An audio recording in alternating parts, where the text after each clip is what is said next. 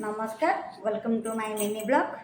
आज आपण मान किसी कहबी जेहेतु बहुत दिन ब्लॉग आसी पार नी मत समय हो ना बिजी रही जाऊँगी।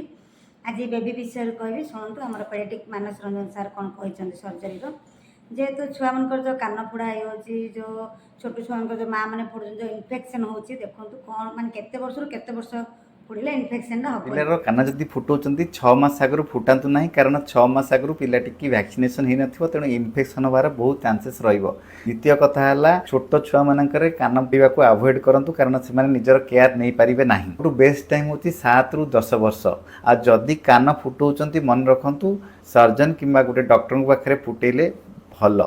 आउ गोटे कथा कान फुटेला परे ताहाकु सोप वाटर से जगह को क्लीन करंतु दरकार पड़े एंटीबायोटिक ऑइंटमेंट लगे पारे। 6 सप्ताह आगु से रिंग की चेंज करने को चेष्टा करंतु नाही और रिंग टी मूव करंतु टाइट रिंग व्यवहार करंतु नाही जहाद्वारा कि इन्फेक्शन बढ़ी पारे।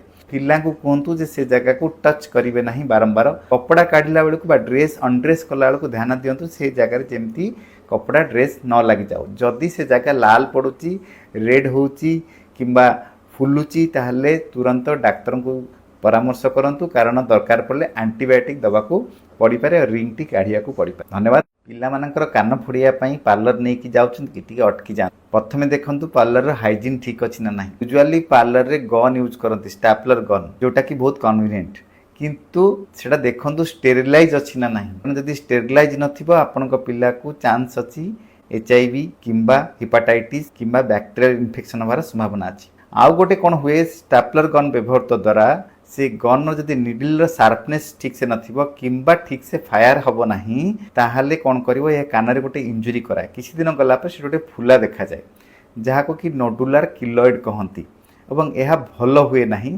तापई चिकित्सा दरकार पड़े बेले बेले सर्जरी करके कान को रिपेयर करिया को पड़े। कान फोड़ीबार बेस्ट पद्धति एवं तार केयर देखिबा नेक्स्ट वीडियो रे। सार तो कहले आपण माने सुनिले पूरा वीडियोटा तो 7 वर्ष 10 वर्ष ही जाए कान फोड़े भल जो एत शीघ्र जल्दी जो फोड़ा होची सेटा न फोड़ा बेटर इन्फेक्शन रोची। नमस्कार।